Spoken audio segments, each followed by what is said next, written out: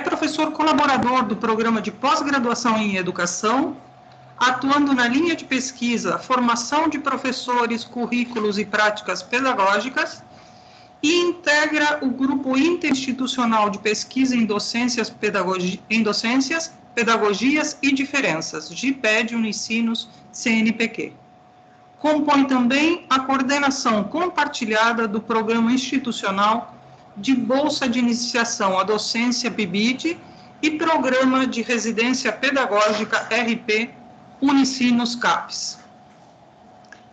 Bom, além do professor Maurício, vamos contar também com a presença da professora Alexandra Miller, que já está conosco. Oi, Alexandra. Depois eu vou te pedir para abrir a câmera, o grupo consegue te enxergar. E a professora Alexandra é coordenadora estrito sensu na Unidade de Pesquisa e Pós-Graduação da Unicinos, é professora também de alguns cursos dentro da Unicinos, entre eles o curso de Letras, doutora em Linguística Aplicada, pela Unicinos também, com realização de doutorado sanduíche no Instituto de Linguística Teórica e Computacional de Lisboa. É mestre em Letras, em Estudos da Linguagem, Lexicografia e Terminologia pelo Programa de Pós-Graduação em Letras da URGS e é graduada em Letras Português Unicinos. Contamos também com a presença de 2 alunos, a Bruna Colares Rodrigues, que é graduanda em Letras Português pela Universidade do Vale do Rio dos Sinos, bolsista de Iniciação Científica, PIBIC, CNPq, do PPG em Linguística Aplicada da Casa, integrando o grupo de pesquisa Semantec, coordenado pela doutora Rove Schisman, e envolvendo-se na investigação sobre noção de frame semântico no contexto de desenvolvimento do Dicionário Paralímpico. E Leonardo Vescovi, que é graduando em Letras em Inglês pela Unicinos, atuou como bolsista de iniciação científica de agosto de 2018 a dezembro de 2019, membro do grupo de pesquisa A Fala em Interação em Contextos Institucionais e Não Institucionais, coordenado pela doutora Ana Cristina Osterman, do PPG em Linguística Aplicada da Unicinos, e recebeu o prêmio de aluno destaque da área de Linguística, Letras e Artes em 2019 no evento Pesquisa Mais, 26ª Mostra Unicinos de Iniciação Científica e Tecnológica. Bom, por último, também participando e conduzindo o evento, a professora Silvia Fosqueira, eu aqui, né, mesma me apresentando, que sou doutora em Linguística Aplicada pela Unicinos, mestre em Letras pela PUC, com investigações relacionadas à linguística voltada à linguística computacional em ambas as instituições, especialista em Linguagem e Cognição, Leitura e Produção Escrita pela Unicinos, e Ensino de Línguas e Literaturas de Língua Espanhola pela PUC, e também graduada em Informática pela Unicinos. Desde 2012, participo, junto ao PIBID, coordenando diferentes momentos do subprojeto, primeiramente como PIBID Letras Espanhol, posteriormente como subprojeto PIBID Letras, e também atuei em atividades de extensão na Unicinos durante 13 anos como coordenadora geral do Instituto de Línguas. Então, um pouco para que vocês se familiarizem também conosco, aqueles que já nos conhecem, é bom revê-los, e aqueles que não nos conhecem sabem um pouquinho da nossa trajetória aqui dentro da Unicinos e fora da Unicinos, e de que forma vamos contribuir com este painel. Então, obrigado, colegas, é um prazer estar aqui com vocês, em nome das professoras Adila Naldi Moura Isaia, coordenadora do Letras, e Kátia Fronza, coordenadora do PPG em Linguística Aplicada, agradeço desde já a participação.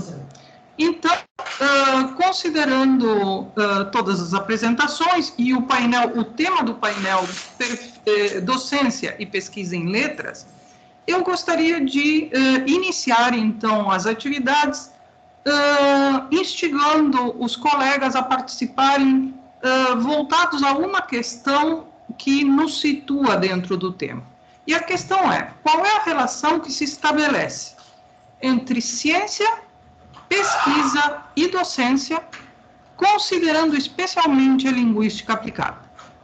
Então, eu gostaria de abrir o microfone, então, para que os colegas comecem a participar. Maurício, Alexandra, sintam-se à vontade. Alexandra está por aí? Não estou enxergando se ela chegou. A Alexandra chegou, sim. Chegou. Ah, então. Bem no momento que a Silvia começou a falar. Tá. Tudo bom, Alexandra? Tu queres começar? Pode. Bom, tanto faz, Maurício. Vamos lá.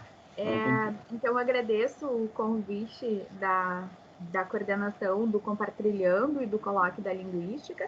Primeiro, acho que antes de falar aqui sobre essa pergunta que a Silvia coloca, acho que agradecer a participação e o envolvimento de todos no Conexão, falando em nome da unidade, né? É o nosso primeiro Conexão tão conectado assim, com tantos eventos integrados. Já é o terceiro ano que a gente desenvolve ele e o Colóquio da Linguística é nosso parceiro desde o início. Esse ano a gente tem o Compartilhando Letras conosco, então é uma honra fazer um evento e participar aqui, então, como alguém que tem um espaço de fala marcado, nesse evento que mostra essa interdisciplinariedade, esse diálogo, essa conectividade tão importante. Isso acaba fechando com essa pergunta da Silvia, eu prometo ser breve na minha fala, no sentido de pesquisa, das unidades e da linguística aplicada. Agora, não tem muito tempo ainda que eu retomava, por meio de um artigo, o papel, a função da linguística aplicada dentro do contexto das letras, né? E aí a gente vai olhar para a linguística aplicada e eu tenho muito encantamento quando eu falo sobre isso, e era um seminário de estudos de lexicografia com os alunos do mestrado e doutorado, quando a gente falava que a gente da linguística, da educação, enfim, não tem muro que nos segura, porque como a gente está para esta reflexão sobre as questões que envolvem a linguagem na sociedade, nos seus diferentes espaços, automaticamente entrar em qualquer universo. E eu sou muito feliz com essa escolha de formação que eu fiz. Como a professora Silvia falou, eu sou filha da casa também, na minha graduação e no meu doutorado, e agora tenho o prazer de estar como docente há 8 anos na casa e agora também ocupando assim na universidade, na coordenação do Estrito. Mas essa conexão que a linguística nos permite na pesquisa, no ensino, pelo viés da linguagem, eu acho que abre horizontes infinitos. E eu lembro de um outro momento de fala que a linguística e a letras teve há não muito tempo, sobre as profissões. Se eu não estou errada, foi no Conecta agora, no Conecta Mais, a questão das profissões, né, do profissional formado, das possibilidades de atuação do profissional da letras. E aí também amplia-se muito essa impressão de que a gente é docente, de que a gente é apenas docente, porque nos permite atuar em diferentes frentes, tradução nas empresas, em diferentes órgãos e tudo mais por meio da linguagem, porque é por meio dela que a gente se constitui. E estudar esse fenômeno nas suas diferentes interfaces, né, seja ela na pesquisa, no ensino, na extensão, enfim, é algo fundamental e que nos amplia muito essa percepção. Então, é mais uma fala bem pontual aqui, bem inicial, e aí, Maurício, eu já te passo que tu tens um viés também da educação para incorporar aqui, e eu queria só deixar essa questão marcada, assim, da linguística aplicada, dessa ampliação de horizonte, uma vez que ela se dá, que tem como mote central essa questão dos problemas reais que a gente tem com a linguagem, e aí isso perpassa não fica só no espaço da sala de aula, mas perpassa todos os universos de discussão e de uso da linguagem que a gente tem, e como a gente se constitui na e pela linguagem. Então acho que é um campo excelente de trabalho.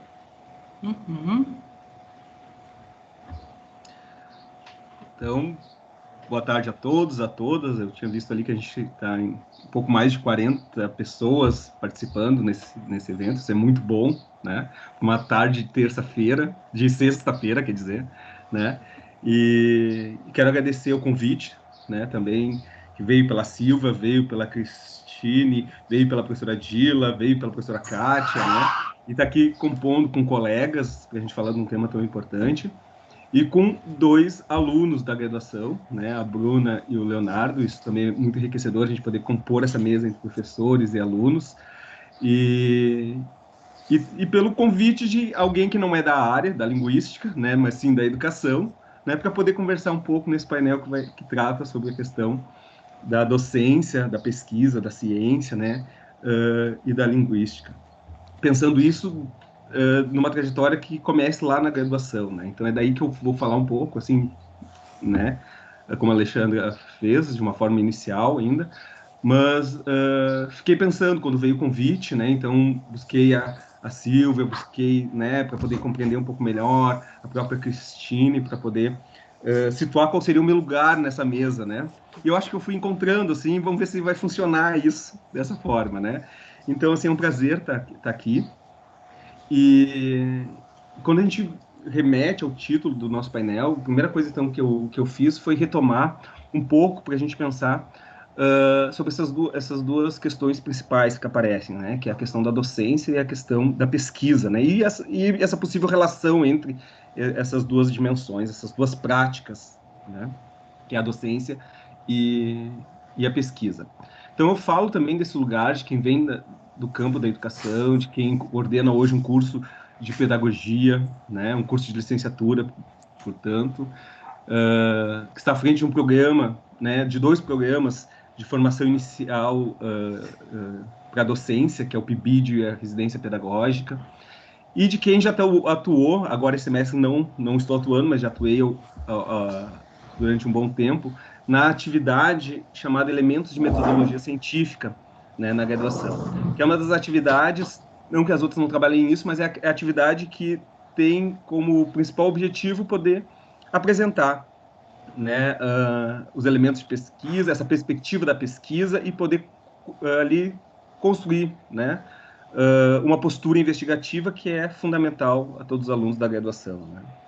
Então, né, da experiência dessa atividade e da experiência, né, de como professor de graduação e agora, então, compondo o colegiado da pós-graduação em educação, a gente sempre vai tentando buscar essa articulação, né, que vários autores vão apontar entre a docência e a pesquisa, né, e para definir o que é docência, então alguns autores vão definir, como a Maria Roldão, por exemplo, vai dizer que, como ela diz aqui, um caracterizador distintivo, né, da docência é o ensino, né? Mas não um ensino pensado como algo engessado, algo que fosse a oposição de uma liberdade e de de um facilitador da criação por parte dos alunos, né? Porque ao longo dos anos, né, e dos séculos, o ensino ele sempre foi tematizado, né?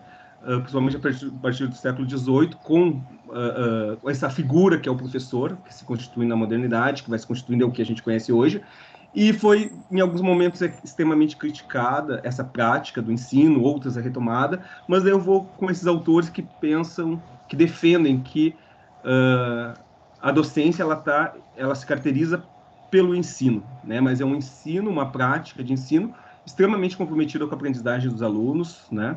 Com a condição de que eles possam, pouco a pouco, assumir uma autonomia nos seus processos de aprendizagem, no seu processo de formação, né? Só que para exercer essa função, como diz a professora Eli, a professora Maria Cláudia, colegas do PPG, né, em alguns escritos que elas têm, elas vão dizer que para exercer essa docência não é qualquer um, né? Precisa estar ocupando um lugar de formação específico, né? Que os cursos de graduação vão de licenciatura vão trazendo essa contribuição, né, e proporcionando para os alunos poderem construir esse caminhar, né, e que envolve saberes, né, então existem os saberes da docência, como alguns autores vão apontar, né, que envolve a disciplina, que nada mais é, o saber disciplinar, que nada mais é que é o saber da área específica, né, o professor, sempre se espera que o professor domine a área do qual ele vai atuar. Tem o saber pedagógico, né, que envolve todas as questões relacionadas ao ensino e aprendizagem, e a estrutura própria da onde se está ensinando, e a da experiência, que é a relação que a gente vai estabelecer lá, né, com a escola, com o ato de ensinar, né? Então, todas essas questões, elas passam por uma postura que a gente entende, né, como fundamental, que é essa postura investigativa. E aí entra a pesquisa como um ponto importante, né, crucial, para potencializar esses saberes docentes, né?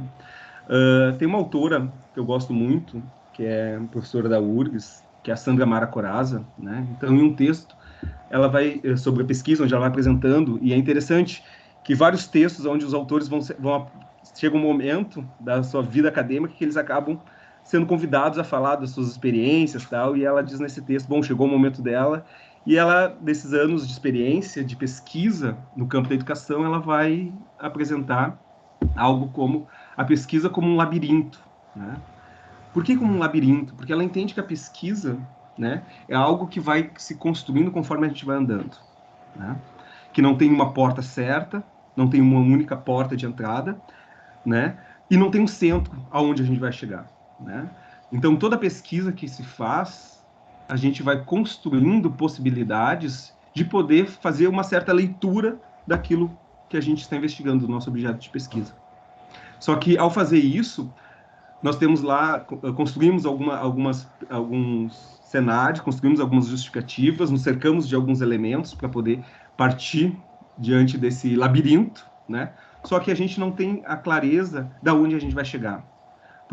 E ela vai reforçar que se a gente soubesse aonde a gente chegaria, não teria por que fazer pesquisa. Uma vez que a pesquisa, ela sempre nasce desse lugar da insatisfação com o já sabido, né? Então, é muito interessante que ao longo da graduação, quando a gente vai se deparando com os alunos da letras, da pedagogia, da matemática, né, nessa conversa sobre pesquisa na graduação, né, o exercício que a gente sempre vai fazendo em aula, né, com eles, é essa possibilidade da gente pensar, bom, o que eu ainda não sei, ou o que eu estou insatisfeito, o que tem me provocado a pensar que alguma coisa não está certa, que alguma coisa está faltando. Essa insatisfação que a Sandra Corazza coloca, né? E essa insatisfação que vai me mover a achar algo, porque se eu já sei as respostas, e às vezes a gente se depara com isso ao longo da graduação, com os alunos, né? Eu quero fazer determinada pesquisa, estou pensando em determinado problema, e chega ali, só que daí, na conversa a gente vai entendendo que ele já sabe a resposta. Então isso não é uma pesquisa, né? A pesquisa, ela tem que ter da onde eu estou falando, do meu ponto de vista, né? Ele tem que ter esse caráter do mistério, como qualquer labirinto, né? A gente vai andando e vai descobrindo. E muitas vezes a gente chegando em algum ponto, o que a gente faz no labirinto? A gente é obrigado, às vezes, a recuar, voltar alguns passos, né? Olhar, pegar outra direção, e vamos encontrando as bifurcações do caminho, e que a pesquisa vai nos propiciando isso. E se a gente for fazer agora, né, uma aproximação entre docência e pesquisa, né? A docência é assim. A gente nunca sabe exatamente o que a gente vai encontrar quando a gente abre a porta da sala de aula, né? A gente tem nossos planejamentos, a gente tem nossos caminhos, a gente tem nossas estratégias, mas mesmo conhecendo a turma, aquele dia, naquele momento, aquele aluno talvez não responda da forma como nós estávamos acostumados que ele respondesse. Ou que vai surgir, de repente, uma problematização, uma indagação de parte dos alunos que a gente não sabe por onde andar. E se a gente é um professor que foi, desde a graduação, construindo essa postura investigativa e se colocando nesse lugar de que vai para a sala de aula como indo para uma pesquisa, ou seja, indo para um labirinto, no sentido a gente não sabe exatamente o que nos espera, mas a gente está cercado de estratégias de como poder caminhar por ele, né? A gente vai podendo construir um caminho junto com aqueles que nos acompanham, que são os grupos de pesquisas, que são os nossos próprios alunos, né? Acho que uma forma inicial, assim, para pensar, eu queria trazer essas duas essas duas dimensões, assim, e da forma como eu as entendo, né? Uhum. Aproveitando um pouquinho, eu quero pegar o gancho da Alexandra e o teu também, Maurício. A Alexandra traz a questão da linguagem, a investigação da linguagem, porque ela nos constitui e constitui o mundo, né? Então, quando a gente pensa nessa questão de pesquisa em linguística aplicada, a gente, logicamente, pensa em docência, mas não só esse é o único vínculo que nós temos, né? A linguagem, por estar no mundo, ela permite fazer pesquisas dentro de práticas discursivas, não só práticas escolares, como práticas discursivas, né? Em âmbitos profissionais, num âmbito de linguagem específica de uma profissão, por exemplo, na questão tecnológica, ou seja, o linguista ele vai verificar ou seja, a pesquisa em linguagem se dá em loco, na necessidade ou no seu contato com a linguagem, como a Alexandra diz, a linguagem está no mundo, né? E nos constitui, então ela está em tudo. A amplitude de pesquisa em linguística é muito grande. O primeiro curso de pós-graduação em linguística aplicada que surge no Brasil surgiu há 50 anos atrás, ou seja, de certa forma, e olhando sob o ponto de vista da minha idade, é recente. Certamente, do ponto de vista dos alunos, talvez não tanto, né? Mas é recente, é uma pesquisa recente, né? Então, há um campo enorme para a gente caminhar. Dentro do vínculo ou da relação da linguística aplicada com a prática escolar, eu gostei muito do que tu trouxe, Maurício, dessa questão de um conhecimento na prática, né? Ou seja, é a prática que vai me instigar a conhecer mais por esse olhar investigativo, curioso, né? Por essa possibilidade de fazer o que se faz em ciência, né? Olhar o entorno, perceber uma questão para investigação, dessa questão de investigação, então, levantar hipóteses, procurar uma fundamentação teórica que nos permita analisar esse contexto, ou seja, isso é fazer ciência e fazer ciência no dia a dia, né? Então, dentro dessa relação de fazer ciência, pensando na linguística aplicada, relacionada à educação, que intersecções nós podemos estabelecer entre a área da linguística aplicada e da educação? Como é que vocês veem essa questão, Maurício e Alexandre?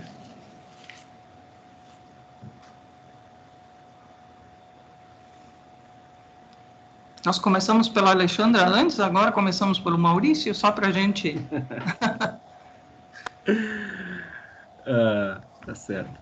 Que a gente tem visto algumas questões importantes, assim, por exemplo, vou trazer das minhas um breve exemplo, assim, né, de uma aproximação recente que eu tive, né, aproximando então a educação, né, e a área da linguística, né, sobretudo o curso de letras na graduação, né, que é uma orientação que eu tive recentemente, né, e foi interessante, assim, esse processo, o quanto ela foi desafiada ao longo do curso, então ela chega, né, pensando nas questões das tecnologias digitais, que é uma possibilidade dessa investigação, né, uma vez que elas atravessam, né, o campo da docência, né, e que envolve a própria formação dos futuros professores, né.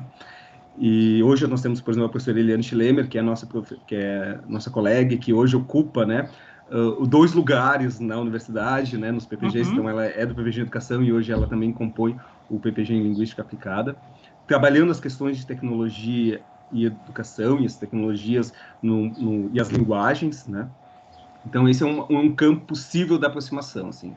Mas essa aluna específica, né, ela foi sendo provocada a pensar sobre as representações, né, discursivas que se tem sobre o professor de letras e aquilo que era considerado como excelente, né, em práticas desenvolvidas pelas escolas. Então, ela vai, pegando um pouco o viés assim, do que eu fiz no doutorado, ela vai olhar para os processos de premiação, né, de professores da área de letras, né, para pensar, bom, que professor é esse, como é que ele se constitui, como é que essa racionalidade da premiação e dessa docência, né, que se coloca nesse lugar de quem se organiza para concorrer a um prêmio, né, como é que isso vai se constituindo e o que efeitos isso tem na sua prática, né?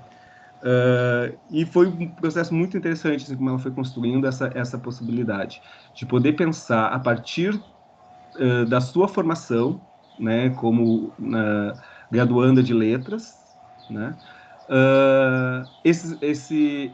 essas questões hoje parece tão recorrentes, né, de poder participar de uma premiação, de poder submeter uma prática ao escrutínio, né, de um júri, e o quanto isso acabava afetando, né, a sua própria formação e as suas próprias decisões ao longo do processo de formação e ao longo da sua carreira, né? Então ela encontrou nesse processo alguns professores, né, que já tinham uma certa experiência em fazer essas práticas, né? E é interessante que ela não faz entrevistas com os professores. O que ela faz? Ela faz um estudo, então, dos sites desses programas, né? E o que eles dizem sobre o que é ser professor, o que é a docência, né? E o que é considerado como uma prática de excelência, para poder pensar, né, nas possibilidades e também poder trazer isso como uma problematização, porque as implicações são várias, né? Tanto potencializando essas práticas, né, chamadas exitosas, quanto também construindo um certo modelo do que seria considerado como uma prática exitosa. Então, acho que aí tem um campo interessante. E o outro, né, Silvia, que tu tem os dois pés nele, né, que é o nosso próprio programa do PIBID, e que hoje também nós temos a residência pedagógica, né, aonde que o aluno é levado a ter um contato, uma experiência na escola, desde o primeiro semestre, né, e ali ele vai exercendo, né, uma iniciação à docência de uma forma muito acompanhada pelo professor da escola, que também é um bolsista, que também recebe esse professor, pela universidade, através do professor específico da área, que vai compondo com ele, vai fazendo ele pensar sobre a sua prática e sobre as possibilidades da escola, né? Porque quando a gente fala de professores, também tem uma coisa importante, né? Falando, por exemplo, dos futuros professores, né? Hoje, licenciandos e licenciandas do curso de letras, né? Todos nós vamos trabalhar em um lugar, né? Uma vez que a gente escolhe a docência, que é um lugar que a gente já conhece, né? Diferente que a gente for um engenheiro, por exemplo, né? Ou for um médico, tal. Não, a escola a gente já passou por dentro. Então, todo esse trabalho de poder sair do lugar de quem foi aluno para entrar no lugar de professor, o PIBID vai trabalhando nessas questões. E coisas vão se revelando nesse sentido, né? As nossas verdades sobre o que é ser professor, o que é escola, o que é o ensino, o que é um currículo, né? O que é essa relação entre aluno, essa relação entre aluno-professor, nós com os pares, isso também é uma coisa importante. E tudo isso vai criando um subsídio, né, investigativo, potente para esse aluno que está ali, inserido no PIBID e tendo essa relação com os estudos. E a gente tem tido alguns resultados felizes, né, de alunos que têm levado isso, tanto na graduação quanto na pós-graduação, como objeto de estudo, né? Essa prática de quem cursa uma licenciatura, de quem cursa um curso de letras, né, e pode pensar na sua prática e nessas experiências, né, enquanto docentes.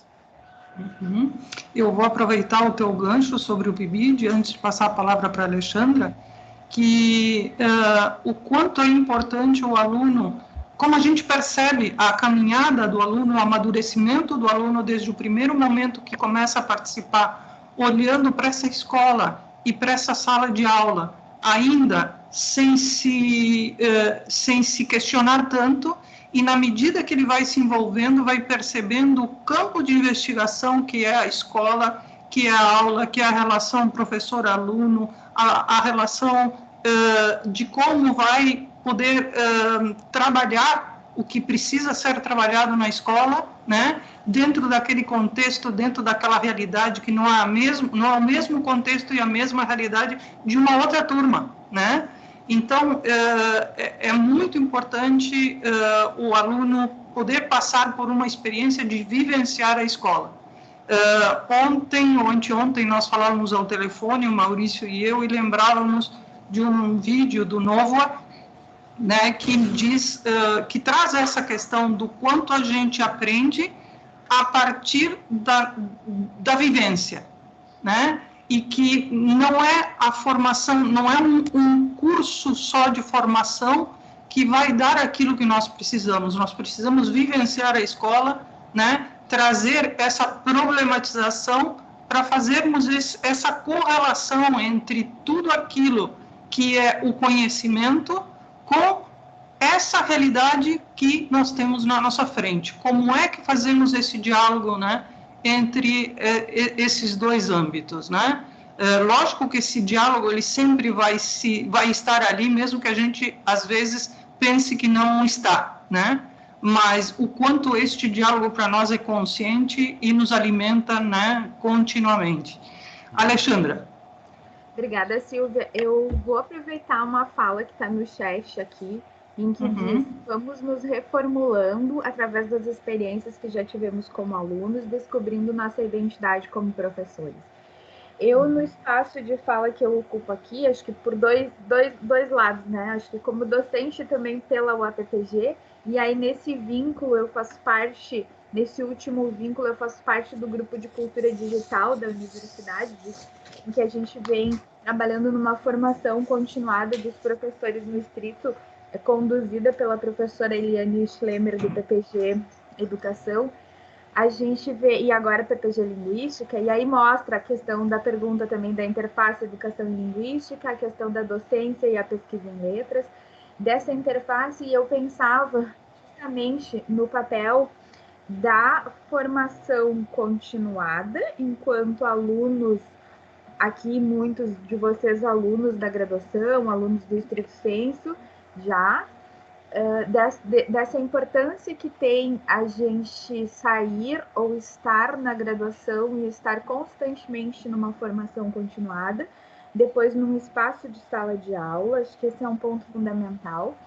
Outra questão que tem me tocado muito é o quanto a pesquisa na sala de aula, desde a educação infantil até o ensino fundamental e depois indo para o ensino superior, é essencial e ela é instigadora e faz com que a gente, enquanto docente, se capacite ou se forme continuamente, o reflexo que isso passa a ter na formação da criança, do adolescente e depois do adulto. É uma série de coisas que eu fui apontando aqui e vai nessa linha da transformação digital que a gente tem vivenciado. Eu estava numa mesa antes dessa e a gente brincava, né? Porque está no PDI, no Plano de Desenvolvimento Institucional da Universidade, como um dos aspectos estratégicos a transformação digital. E a gente brincava ainda que os jesuítas já tinham um anúncio dos deuses de que a gente teria, com todo respeito à fé e à religião, a gente já tinha um anúncio da pandemia para a gente focar nessa transformação. Os aspectos que entram nesse nosso contexto aqui da relação da pesquisa, do ensino, da linguística, da educação no espaço da sala de aula, e mais agora nos faz refletir sobre essa transformação digital, o papel do professor, o papel do aluno, isso que vocês também colocavam e a Silvia resgatava, essa formação a partir da realidade, do entorno que a gente está, e o quanto a gente tem cada vez mais fomentado, e até uma própria questão do MEC agora, né, da prática de extensão, da curricularização da extensão nos currículos de graduação, dos 10%, né, até o ano que vem, se eu não estou errada, e o quanto isso vai para a sala de aula depois. E essa experiência que vocês, PIBidianos, e vocês, bolsistas de iniciação, têm a possibilidade de vivenciar na graduação, isso que vocês conseguem depois levar para a sala de aula, e aqueles que não têm essa oportunidade na universidade, porque no final da fala dessa tarde a gente fala um pouquinho das modalidades de bolsa, né? Fica aí já o convite, porque ele é algo que nos transforma. Eu mesma fui bolsista de iniciação e tem aqui um relato no chat também sobre isso, né? O quão transformador é essa experiência PIBidiana, porque te permite vivenciar essa docência, essa formação continuada, esse espaço de diálogo um pouquinho mais ampliado para além dos estágios que a gente tem, os estágios curriculares obrigatórios. E aí a gente vem no processo de ressignificação da nossa docência, principalmente, acho que sempre, né? No momento que tu está numa prática contínua formativa, está sempre se ressignificando, e aí eu vi a Cristine falando ali do frio na barriga de uma turma nova, e é sempre assim, tu vem te ressignificando, mas agora em especial com todo esse momento que a gente está vivendo, o quão rápido a gente precisou ressignificar muita coisa, se a gente tomar o contexto da graduação aqui da universidade, da pós-graduação, que em 2 dias e meio nós saímos de um presencial para um presencial remoto, não totalmente, mas muito ressignificados e fazendo a nossa diferença no espaço da sala de aula. Então, acho que é um pouco, um misto de várias coisas que eu disse aqui, mas eu acho que é nessa linha, assim, qual é essa relação que tem, né? Esse refletir sobre educação, que educador somos, que professor somos, qual é o nosso papel, que relação que a gente tem com a pesquisa diariamente. E aí aqui eu, recentemente discutindo uma proposta de currículo de letras totalmente online, né, de oferta totalmente online, a gente pensava que professor a gente quer formar. E me fez pensar muito, eu tenho um filho de 7 anos que está agora, 7 essa semana, que está no primeiro ano, está em processo de alfabetização, e ele veio de uma escola de educação infantil em que a prática de pesquisa era uma constante. A vivência de projeto é um termo que ele usa já tem uns 4 anos, acho que ele mal falava, ele já falava em projeto de pesquisa, porque eles vivenciavam isso na escola, laboratório, microscópio, do jeitinho dele, desde criar tintas, de investigar coisas. Então, o quanto a pesquisa, instigada, ela movimenta e transforma, e é uma capacidade reflexiva que tu vai levando para todos os níveis. Né? Isso ampliando. Então, a gente tem exemplo da indo para o fundamental e médio, de escolas que têm trabalhado muito com a questão de projetos de pesquisa, a exemplo do próprio Liberato, mas temos tantas outras, né, em que a pesquisa é algo que permeia o currículo. Enquanto a gente, enquanto professor aqui em formação, acho que a gente está sempre em formação, mas aqui enquanto graduandos, né, que a gente busca ainda o título, embora a gente já seja, muitas vezes, o papel que tem essa reflexão, essa questão da pesquisa, para a gente se constituir, enquanto seres se constituindo, e para o aluno depois, enquanto ser em constituição na sala de aula. Então, é uma reflexão um pouco nessa linha, assim, que eu queria colocar aqui com relação à pergunta à proposição da Silvia e à fala do Maurício também, quando ele traz os exemplos, né, que ele vem ali da pesquisa e da prática PIBidiana na educação.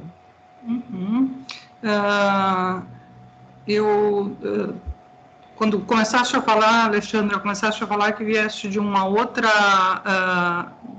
sala em que estavam discutindo a questão, né, deste novo modelo de ensino, né, esta nova forma este novo paradigma, né, de ensino-aprendizagem, e dentro deste contexto agora também temos um grande desafio, um grande convite, né, de pensar, de investigar como estabelecer, então, esse nosso processo de comunicação e interação dentro deste cenário virtual de ensino-aprendizagem.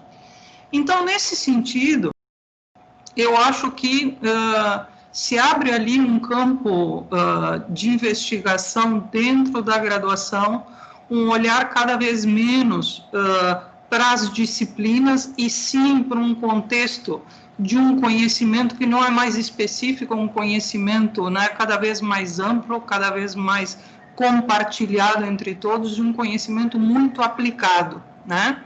Então, eu queria perguntar para vocês em que sentido essa experiência propicia novos espaços de investigação docente, né? Como é que vocês veem essas questões? O Maurício e o PPG em Linguística compartilham, como dizia o Maurício inicialmente, a professora Eliane Schlemmer, né, que lida com essa educação online, né? Que espaços nós podemos ver ali para os nossos estudantes do curso de letras e das licenciaturas? Eu acho que a gente pode começando a falar um pouquinho daqui da universidade, né? A Alexandra já trouxe algumas questões, assim, foi apontando algumas coisas, como é que a universidade tão rapidamente isso a gente ouve falar, né, entre os alunos, né, e provavelmente quem está aqui nos acompanhando também deve ter pensado isso, mas fora também, que é como é que a gente conseguiu, né, e na verdade foi num dia nós paramos e no outro dia tivemos um dia, vamos dizer assim, né, para poder organizar a casa, e no outro dia já começamos com as nossas aulas remotas, né? E que isso foi um baque muito grande para todos nós, professores, né? Alguns mais com uma certa familiaridade com as tecnologias digitais e com essa educação online, que é o conceito que a professora Eliane tem trabalhado bastante, né? De pensar essa questão dessa relação com a vida, né? E as tecnologias. Para outros, isso foi um caminho um pouco mais árduo, porque estavam mais distantes, mas foram andando e foram se reconstruindo, né, se reinventando formas de como ser docente nessa época que nós vivemos, que é essa época de pandemia, e que, como disse a Alexandra, gostei muito, e alguns autores também têm falado sobre isso, né, que a gente foi obrigado a se colocar hoje num lugar que para muitos era um lugar estavam resistindo de estar ali, né, de poder estar aqui conectados, tal, em outros tempos, quando é que a gente poderia pensar num evento do tamanho desse, né, do Conexão, todo colocado online, né? Se pensava, mas provavelmente ia pesar a questão do presencial. Não, vamos fazer presencial porque a gente está acostumado, a graduação é presencial, tal. E não vimos essas possibilidades, assim, né? Eu venho assim como a gente vai trabalhando e vai pensando nisso, vai tentando buscar coisas, a gente também vai provocando os alunos a fazerem isso, né? Então, tá um exemplo assim interessante que a gente acabou criando na Escola de Humanidades, um canal, né? Já que a gente está vivendo a era das lives, né? Então, que a gente pudesse pensar em lives tal, com os alunos, com professores e com temas e proposições gravadas ou ao vivo e tal. E eu tenho feito um exercício com as minhas turmas de propor uma live por semestre com os alunos, né? E é interessante o quanto eu também vou aprendendo e quanto eles vão aprendendo esse lugar de quem de quem pode estar nesse lugar, de quem pode se apropriar dessas estratégias, dessas ferramentas, para poder fazer também diferente. E daí vai se colocando, e tu falaste em espaços, né, Silvia? Então eu vou pensando na questão da docência também, né? Uma possibilidade aí do professor retomar um lugar que há muito tempo, né, não estava sendo ocupado pelo professor, que é esse lugar do protagonismo, né? Lugar de quem é autor também, né? Tanto que a sala de aula, por exemplo, em alguns textos a gente vai encontrar como uma divisão, como uma caixa fechada, né? A caixa preta, assim, porque sempre foi muito difícil fazer pesquisa, né? Com professores e poder fazer o professor compartilhar suas experiências. Estou falando de educação básica, principalmente agora, né? Então, para alguns chamam assim a caixa preta, né? Que a gente não consegue adentrar aquilo, né? Mas também essa situação que a gente coloca, que a gente tem que vir para um lugar ao vivo, falar das nossas práticas, falar das nossas experiências, né? Poder pensar junto com outros, né? Isso tem tirado a gente desse lugar, muitos professores desse lugar, assim, de quem não estava acostumado a compartilhar, a se conectar, que eu acho que é disso que a gente está falando, né? Uhum. E essa pandemia, eu acho que ela nos faz pensar, sobretudo, né, a própria relevância da escola nesse momento, né? Porque estar com uma criança de 7 anos, né, Alexandre, em casa não é fácil. Não. Né? Não é fácil. Alfabetizado ainda é pior. Isso. Eu tenho 4 filhos, sabe, né? Eu tenho 4 filhos, 3 na idade escolar, né? Graças à minha esposa que vai me apoiando, porque também a gente tem uma carga de trabalho que a gente não consegue dar conta de tudo, né? Mas não é fácil. E daí a gente fica pensando, né? Eu acho que é um debate, uma discussão que surgiu na sociedade muito forte. Qual é o lugar da escola, né? E que escola nós queremos? Eu acho que isso é importante. Porque há aqueles movimentos que professam um discurso do fim da escola, né? Dizendo que a escola há muito tempo já não responde mais a uma sociedade, e tem aquele discurso daqueles que pensam que, bom, a escola que temos, né, ela é importante por várias questões, por ser uma questão, por estar diretamente relacionada com uma sociedade democrática, com uma sociedade que se pretende ser justa, né, e que possa oportunizar oportunidades para a sua população, tanto de convívio, né, quanto de conhecimento.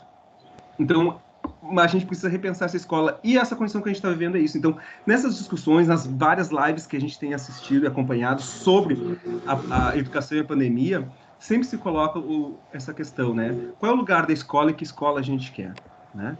Hoje, então, a gente tem a oportunidade de poder discutir junto às escolas, sobre as escolas, porque eu acho que isso também é uma coisa importante, né, em termos de pesquisa e educação, é não pensar que aqui na universidade a gente faz conhecimento e lá eles fazem a prática, né? Aqui se produz conhecimento e se produz prática. Lá também, na escola também se constitui, também se constrói conhecimento e se constrói práticas, né? O que nos falta muitas vezes é fazer essa articulação. Eu acho que hoje o viés das tecnologias tem tem impulsionado assim tanto a universidade quanto as escolas, né, a se aproximarem mais, pelo menos para pensarem juntas, né, que é uma coisa complicada que nós estamos vivendo, que não tem uma solução, né.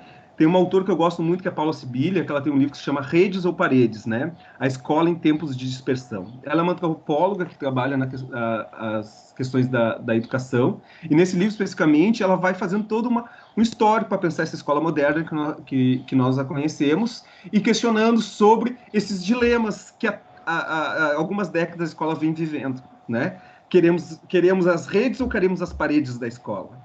Né? E ao final ela vai mostrando as possibilidades, os limites disso, e vai dizendo que a gente não, que é um falso dilema. Ao fim e ao cabo é um falso dilema, né? Um ou outro, não, é as duas coisas, né? Nós ainda queremos a escola física, ainda queremos a escola que a gente possa mandar nossos filhos, né? Ainda queremos a escola onde que os nossos professores possam atuar e trabalhar, né, de uma forma presencial física, mas uma escola que também dialogue com o século XXI, que também dialogue com essas tecnologias. E hoje eu acho que a gente está tendo várias experiências, né? Eu tenho só para encerrar, assim, eu tenho uma orientanda da graduação, que é da biologia, né? E ela está exatamente pesquisando isso, a condição do professor de biologia, né, na pandemia. E hoje ela participa de vários grupos, né? Ela é professora do Estado, grupos estaduais, né? E outros nacionais, de professores para discutir suas práticas, né? Não é a ideia de lá ter um repositório, simplesmente para lá pega uma prática como quem pega um objeto na prateleira, não se trata disso. Mas pensar, discutir as suas práticas, né? E, então, aí eu acho que tem uma possibilidade bom, né?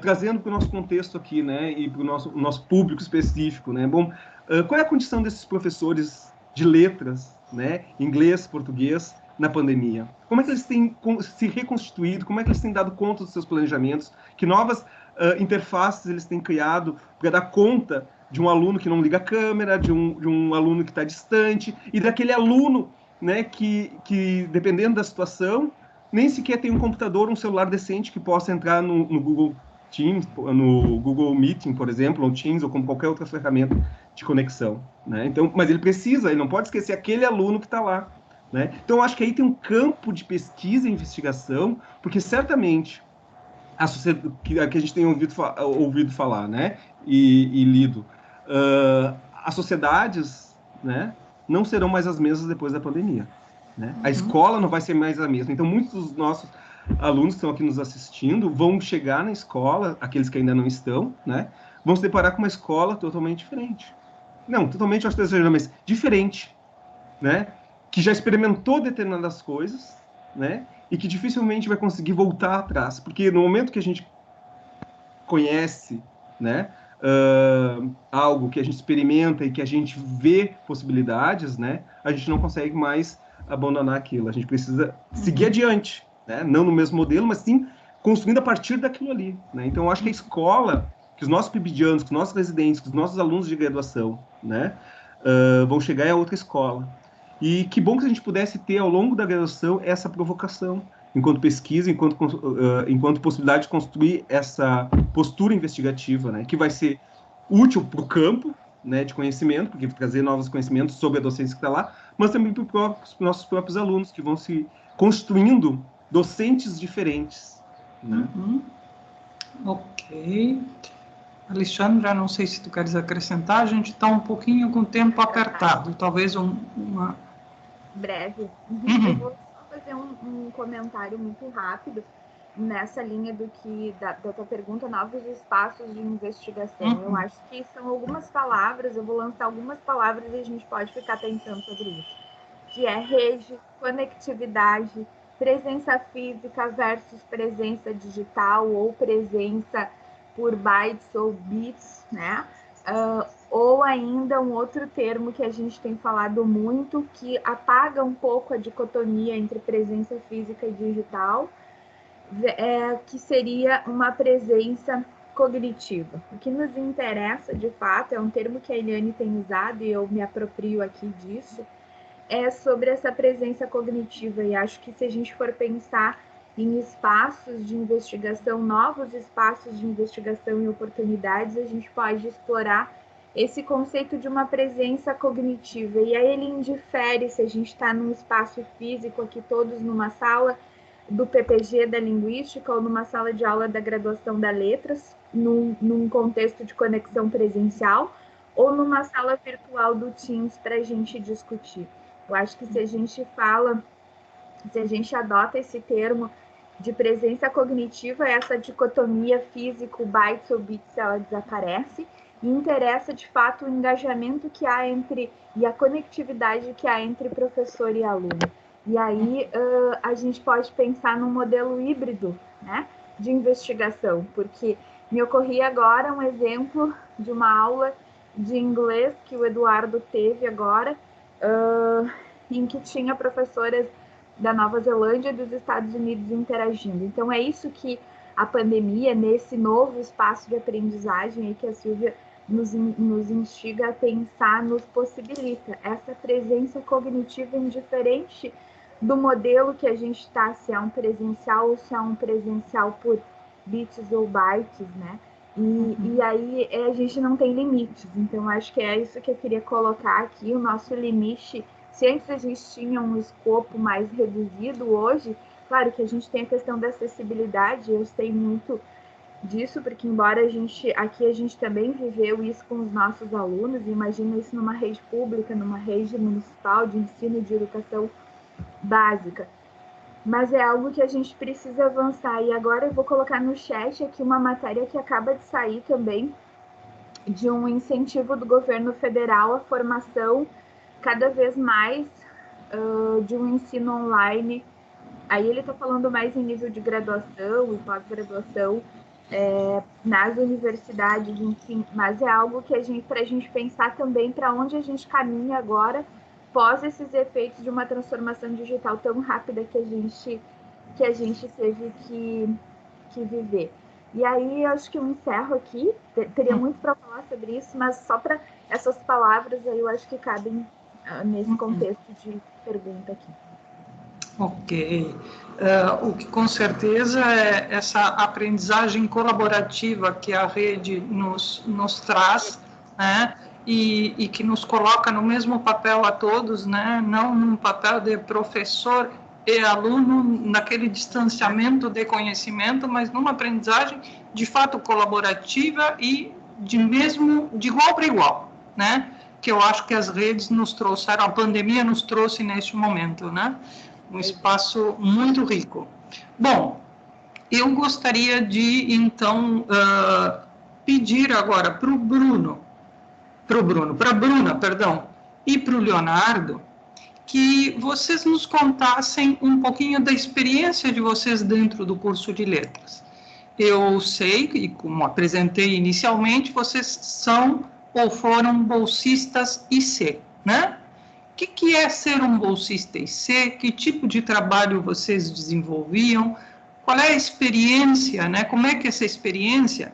E eu gostaria que, mais para o final da fala de vocês, pudessem colocar para os colegas o que, de fato, essa passagem trouxe para vocês na formação e o que vocês recomendariam, a partir dessa vivência que vocês tiveram, né, para um aluno que hoje está no primeiro semestre do curso de letras, ou se tivermos alunos de outras licenciaturas, né, que iniciam a sua caminhada na Unicinos.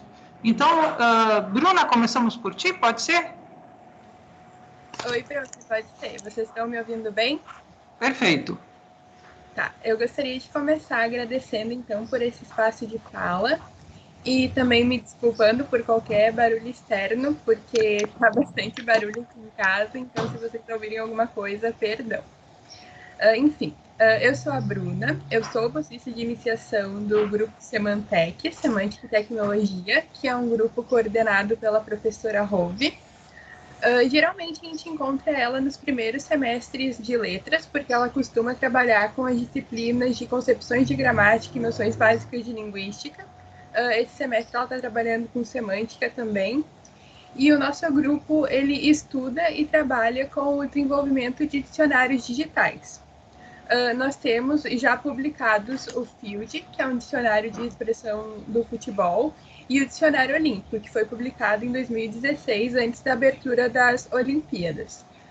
O diferencial desses dicionários é que a gente pode consultar, além das palavras, a gente pode consultar ainda os cenários em que essas palavras estão inseridas. E isso acontece porque os nossos projetos, eles seguem o arcabouço teórico-metodológico da semântica de frames e da lexicografia eletrônica, que são as duas teorias que alicerçam os nossos projetos. Eu vou deixar aqui no chat os links dos dicionários e do Semantec, para caso alguém tenha interesse ou queira saber como isso funciona na prática, para não tomar muito tempo também. E mais especificamente, então, em relação à minha experiência, eu entrei para o grupo em 2017, a partir da cadeira de concepções de gramática que eu cursava na época. A professora Rove, ela comentou que tinha uma vaga para bolsista de iniciação no grupo dela. Eu assisti uma reunião e nunca mais saí. Esse foi o meu primeiro semestre na Unicinos. Eu entrei, então, para pesquisa no meu primeiro semestre. E eu brinco sempre que antes de eu descobrir onde era o redondo, eu já estava na pesquisa. Então, foi bem cedo. Mas tem sido uma experiência maravilhosa desde então.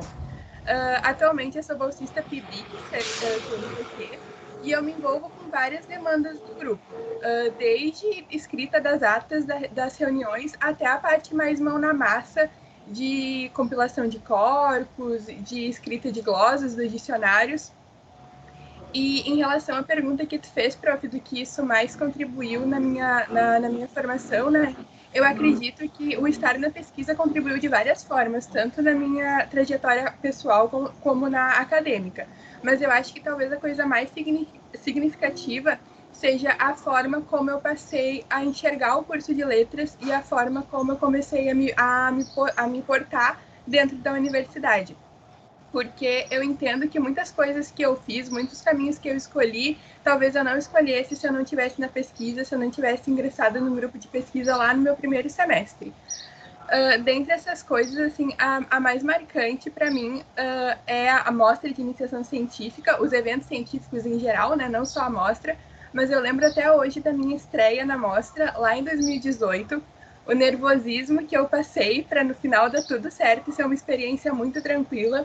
Mas eu sempre falo também a facilidade, que é a tranquilidade, que é tu apresentar um trabalho de disciplina depois que tu apresenta na mostra, né?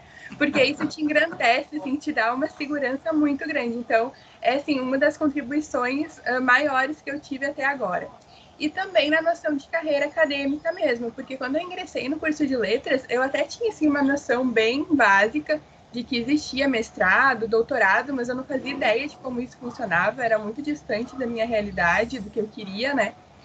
E entrar na pesquisa, então, possibilitou, desculpa, a abertura desses novos horizontes, dessas novas possibilidades. Eu passei a enxergar tudo que a graduação, que a carreira acadêmica poderia me oferecer. Então, tem sido algo transformador, tem sido algo muito bom. Eu sempre digo também que não é fácil, não é uma escolha fácil, porque é bastante desafiador, exige bastante dedicação, bastante empenho, mas é aquele tipo de coisa que tu faz e tu sente que tu tá fazendo certo, que tu vai ser recompensado de alguma forma. Então, é muito bom. Eu sou completamente apaixonada pelo meu grupo de pesquisa, pelos meus colegas, pelo que a gente estuda. Então, eu sou bem suspeita para falar. E eu recomendo muito, assim, tanto para quem está no início da graduação, como eu, que entrei ainda, né, no primeiro semestre, quanto para quem está mais no final, para procurar os grupos de pesquisas do seu curso, para procurar quais as linhas de pesquisa que existem, para participar de uma reunião aberta desses grupos, para conhecer, para ver se é aquilo que tu quer, porque realmente é uma experiência assim, que te transforma, tanto pessoalmente quanto academicamente. Eu, assim, sou completamente realizada. Eu acho que depois do curso, ter ingressado na pesquisa foi a melhor escolha que eu fiz, e de minha parte é isso. Então, obrigada novamente por poder compartilhar um pouquinho da minha trajetória com vocês, e obrigado pela atenção de todos. E desculpa os latidos do meu cachorro. Bruna, eu vou ler o comentário da professora Cristine Nicolaides, que coloca aqui que os cachorros e gatos de nossas casas sempre humanizam nossas interações online, né? Que bom, né? Que bom que temos vida, né? Além daquilo que nós estamos enxergando aqui através da tela, né? Há muita outra coisa que a nossa vida pessoal, que também faz parte da nossa história, também nos compõe, né? Nos constitui. Bom, Leonardo, a tua participação é numa outra linha, na verdade, não é na área da semântica. Que área é em que área tu fizeste esse teu vínculo de bolsista de iniciação científica? Então, primeiramente, boa tarde a todos. É um prazer imenso estar aqui. Eu agradeço pelo convite para poder falar sobre essa parte da minha vida que é tão importante, que me marca já há quase 3 anos. Assim, diferentemente, assim como a Bruna, mas também diferentemente da Bruna, eu ocupo esse espaço então, não escolar. A gente trabalha em um contexto um pouco diferente, mas eu me inseri na linha de pesquisa que é de interação e práticas discursivas. Eu faço parte do grupo Fala em Interação, que é coordenado, então, pela professora Ana Cristina Osterman, também do PPG em Linguística Aplicada. E, basicamente, assim, de maneira assim, sucinta, o que nós propusemos a fazer é estudar a miudeza, o micro que acontece nas interações sociais dos mais diversos contextos, desde um jantar, então, em casa com os amigos ou com uma família, ou até a entrega de umas notícias numa consulta médica. Então, todo esse processo de análise se dá a partir da geração e, então, da transcrição desses dados em áudio e vídeo, e aí, a partir daí, a gente esmiuça cada palavra, cada turno de fala, cada momento, cada suspiro, cada ausência de fala que surge nessas interações, para então ver o que realmente está acontecendo dentro dessas interações a partir da perspectiva dos participantes. Então, a gente se aproxima nesse sentido porque a gente faz essa análise muito micro, mas a gente se afasta porque não se faz essas inferências, então, acerca do que está acontecendo, mas sim o que aquelas pessoas que interagem estão dizendo para nós. Então, nós somos assim, nós interagimos dessa maneira. Eu fui bolsista no período entre 2018 e final do ano passado. Eu fui bolsista para o BIC FAPERS, que é uma bolsa da Fundação de Amparo à Pesquisa do Estado do Rio Grande do Sul.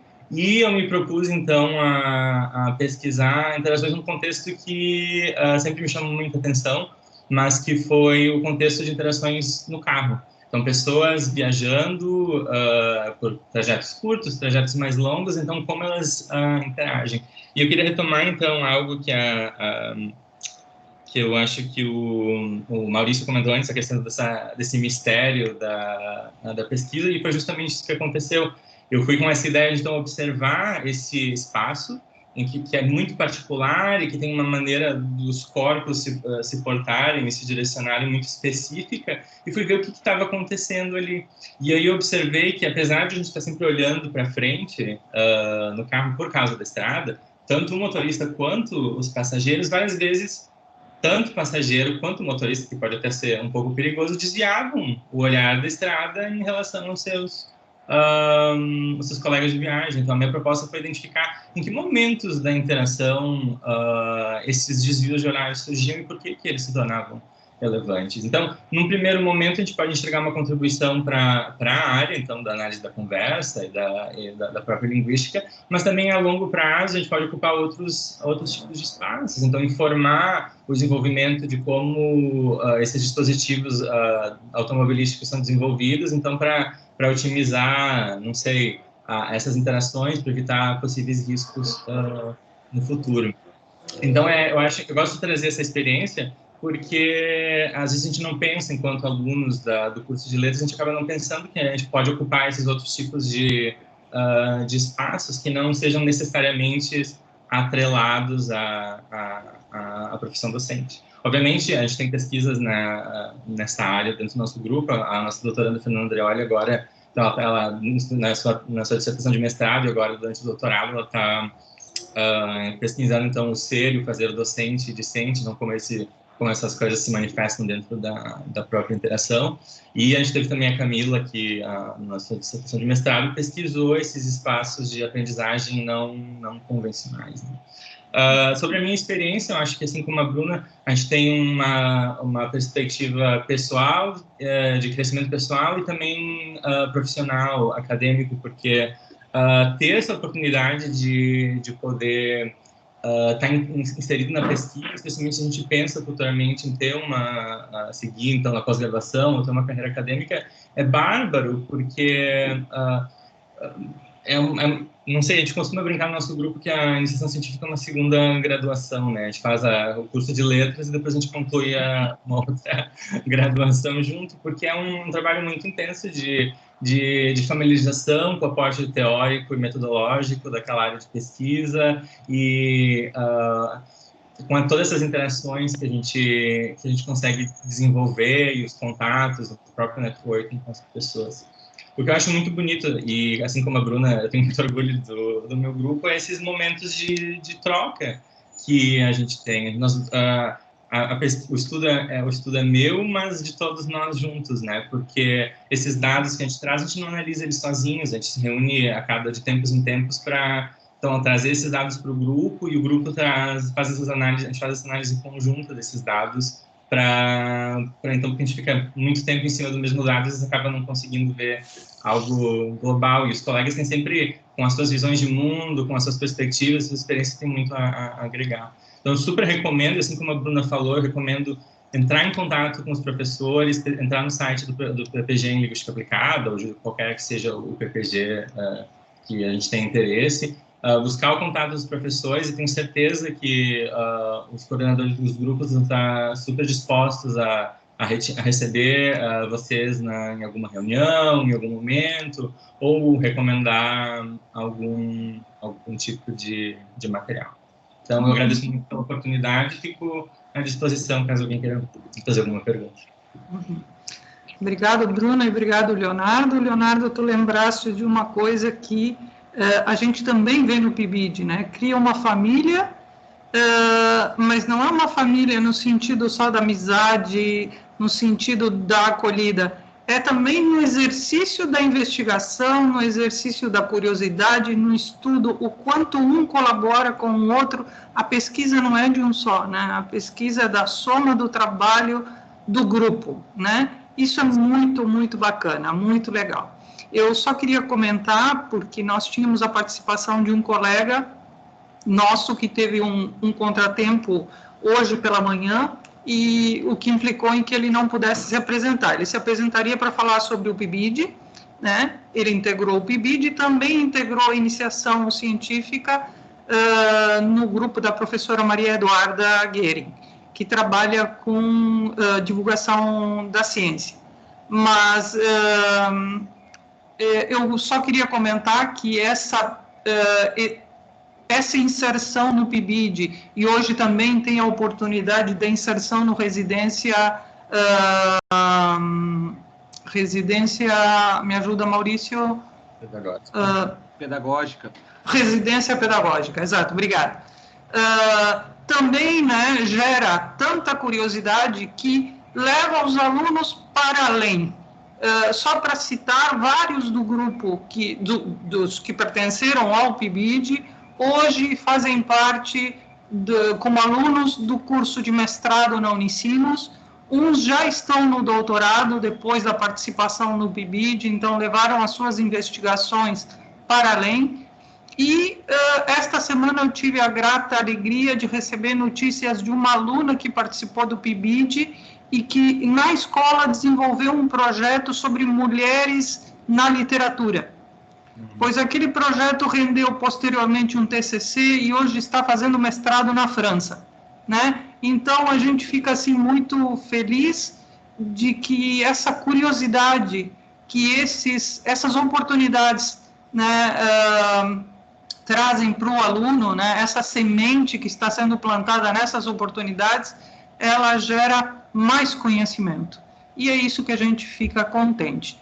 Então, Leonardo e Bruna, obrigado, vocês dois, de dois tipos de bolsas diferentes. Alexandra, tu consegue, a partir do teu lugar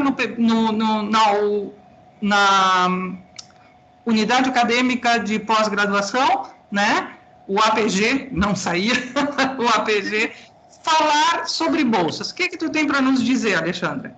Eu queria primeiro retomar muito rapidamente, porque eu sei do nosso tempo, e eu vou disponibilizar as informações aqui no chat, o link de acesso às informações, mas eu queria retomar duas expressões usadas. Segunda graduação, iniciação como uma equivalência de segunda graduação, que acho que foi a expressão do Leonardo, e a outra expressão, daí não é uma expressão, é um relato que a Bruna traz, e aí parabenizando os dois pelas excelentes falas, sobre a experiência na mostra, né?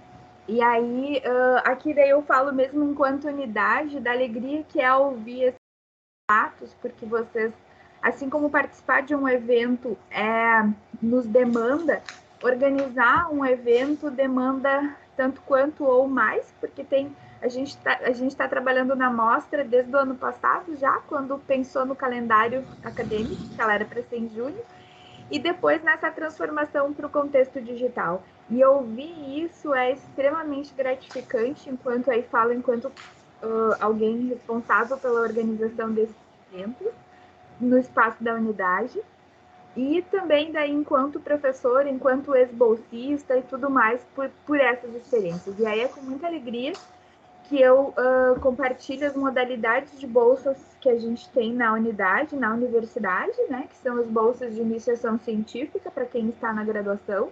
E aí nós temos uma divisão em dois níveis, digamos assim, que é a iniciação científica e a iniciação tecnológica, com bolsas fomentadas por dois órgãos externos da universidade, um deles o CNPq, que vocês, né, o Conselho Nacional de Pesquisa, e junto disso as nossas bolsas estaduais da FAPERGS, que o Leonardo falava antes, que acho que é a bolsa que ele usufruiu, e também as bolsas Unicinos. Eu vou abrir aqui rapidamente um número para vocês terem uma ideia do que a gente tem hoje na universidade. Nós temos 382 cotas, 382 bolsistas pesquisando na Unicinos. Isso é um número bastante significativo, né? Aqui em casa tem cachorro também, mas também tem aviões passando. Eu moro em Canoas, então tem a base aérea. E a gente, esse ano, o edital do CNPq, ele é um edital bianual, e nós tínhamos 80 cotas concedidas pelo CNPq, e nós somos contemplados com 100 cotas. Então, tivemos aí um aumento de 20%, basicamente, na nossa na nossa possibilidade de ofertas de bolsas para os alunos. Isso é algo bem representativo, isso na modalidade de iniciação científica. E depois a gente teve mais um acréscimo de quase 10 bolsas na modalidade de pesquisa tecnológica, em que a gente tem transferência de conhecimento e tem uma interface um pouquinho diferente aí, que é separada pelos órgãos de fomento. Depois, então, totalizando 147 bolsas CNPq, porque nós temos também aí uma modalidade que é ensino médio. Então, se vocês conhecem também alunos de ensino médio, vocês que atuam nas escolas, enfim, fomentem a pesquisa, divulguem essa possibilidade deles de ser bolsista desde da sua formação enquanto aluno de ensino médio, porque a gente tem essa possibilidade na universidade, mas uma procura um pouco maior. Depois nós temos, dentro das modalidades de bolsas da FAPERGS, que também são as científicas e as tecnológicas, 44 alunos sendo beneficiados por essas cotas, e temos 110 cotas fomentadas pela Unicinos. E aí nós temos ainda uma possibilidade de pesquisa voluntária, que é o Bolsista Pratique, que é uma forma muito especial de também entrar a iniciação científica, porque muitas vezes a gente não tem todas as condições em termos de carga horária, que nos exige 20 horas semanais de contribuição em contrapartida dessa bolsa de iniciação, e ela nos exige uma ausência de vínculo empregatício, né? Então, e não contemplando esses dois requisitos, de um modo geral, a gente tem outra possibilidade de, mesmo assim, realizar a prática de pesquisa, que é na modalidade Pratique. O aluno tem todos os benefícios, os acessos e tudo mais, digamos assim, que um outro aluno bolsista. Ele não tem a obrigatoriedade em contrapartida, ele não tem a obrigatoriedade da carga horária de 20 horas e dessa exclusividade de não ter vínculo empregatício. Então, também é uma possibilidade de pesquisa que a gente tem. Então, ser bolsista de iniciação científica ou ser bolsista de iniciação tecnológica na Unicinos, sendo fomentado pelas bolsas do CNPq, pelas bolsas da FAPERGS ou ainda pelas bolsas da própria instituição. E esse evento tão bonito que a Bruna falava, que é a mostra de iniciação, que a gente teve junto ao Conexão esse ano, em que vocês tenham um espaço de fala e que depois apresentar trabalho na sala de aula da graduação realmente fica muito simples, né? E assim é uma escalada que a gente vai fazendo. Paralelo a isso, eu também queria falar muito rapidamente, respeitando o nosso tempo aqui e ainda abrindo espaço para perguntas, que a gente tem as bolsas de mestrado e doutorado, né? Porque a gente que vive na veia a pesquisa na graduação, na grande maioria o sonho é depois cursar mestrado e doutorado, né? Essa semana ainda eu recebi uma ligação de uma menina de Montenegro querendo saber mais sobre a PPG da linguística. E aí eu disse para ela, olha, eu posso te dar alguma informação, porque casualmente eu sou oriunda dessa área. Ela ligava para a unidade, né? E tenho muita alegria de falar sobre isso. E aí ela finalizava dizendo, eu não vejo a hora de cursar. Então, essa gana que a gente tem por estar na iniciação e depois por ir para o estrito sensu, a gente tem também as modalidades de bolsa, que daqui a pouco eu já coloco aqui no chat para vocês, mas que basicamente para o processo seletivo de 2021/1, né, que a gente já está rodando ele, nós temos as bolsas da CAPES, né, CAPES Prozuc e CAPES Proex, que aí vocês podem ter mais informações dos detalhes na página. Algumas também vão pedir a ausência de vínculo empregatício, outras permitem que a gente tenha vínculo e tenha um valor apenas da mensalidade coberto. A gente tem também bolsas do CNPq, aqui a gente não tem um edital aberto ainda, mas a gente tem uma outra possibilidade de bolsa de mestrado e doutorado também. Eu mesma fiz o meu mestrado com bolsa do CNPq. Então, durante a graduação eu tinha uma bolsa de iniciação científica CNPq, durante o mestrado eu tinha uma bolsa de dedicação exclusiva do CNPq, e a gente tem 2 modalidades de bolsas ainda, que são as institucionais, assim como a gente tem na iniciação científica, a gente também tem no mestrado e doutorado, que ela recebe o nome de Bolsa Teobaldo Franz e Bolsa Talento Tecnocinos, que daí tem um viés mais tecnológico na pesquisa aqui, mas que conversa naturalmente com o PPG da linguística aplicada. Então, essas são as modalidades de bolsas. Vou botar agora aqui no chat para vocês, de bolsas para o processo seletivo de mestrado e doutorado na linguística já para o próximo semestre agora. E aí depois eu já coloco o link também para as bolsas de iniciação científica e tecnológica. Agora, o nosso próximo prazo de processo de seleção, ele começa no ano que vem, em março, né? Quando, na real, é o professor que se candidata a essa bolsa de iniciação científica e tecnológica, e ele procura um aluno para ser o seu aluno bolsista. Nesse sentido, o que vocês podem fazer enquanto alunos para serem alcançados pelo professor, né? Todos os professores do PPG da Linguística têm bolsistas de iniciação, então, indiferente de quem a área ou quem vocês escolherem, terão essa oportunidade de pesquisa. Vocês podem preencher um link que está no Lab, na Unicinos Lab, em que vocês preenchem um cadastro de interesse de ser bolsista de iniciação. E ali a gente tem um banco já online, então deve ter passado os 2.000 alunos interessados, então é o banco que o professor tem para acessar esse conjunto de informações de alunos com interesse. Outra possibilidade que vocês têm para acessar é indo diretamente conversar com o professor, né? O professor que dá aula para vocês na graduação é o professor que está no estricto sensu no mestrado e doutorado, que orienta a pesquisa de iniciação científica, é o professor que está na sala de aula da graduação. Acho que é nessa lógica. Então, vocês podem conversar com ele durante o espaço de aula, ou buscar informações na secretaria da graduação,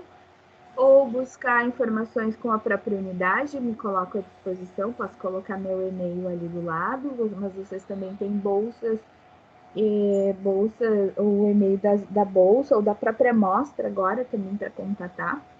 Então, são as possibilidades de acesso à consulta de mais informações, além do link da página que eu vou disponibilizar, como para ingressar na iniciação científica ou tecnológica da Unicinos. Eu acho que, de um modo geral, são essas as informações que eu poderia passar muito resumidamente para vocês sobre as bolsas, e porque acho que o valor, o significado formativo que a iniciação científica tem na nossa vida, ela já foi muito bem relatada pela Bruna e pelo Leonardo, e acho que eu não preciso reforçar, porque foi muito bem posto. Apenas destacar como vocês podem fazer para ter acesso a quem ainda não é bolsista de iniciação científica ou tecnológica. Não sei, Silvia, se tu sente a necessidade de alguma outra informação. Só uma que eu vou pedir para o Maurício. Da parte da IC, eu te agradeço, Alexandra. Acho que é muita informação, inclusive para os alunos.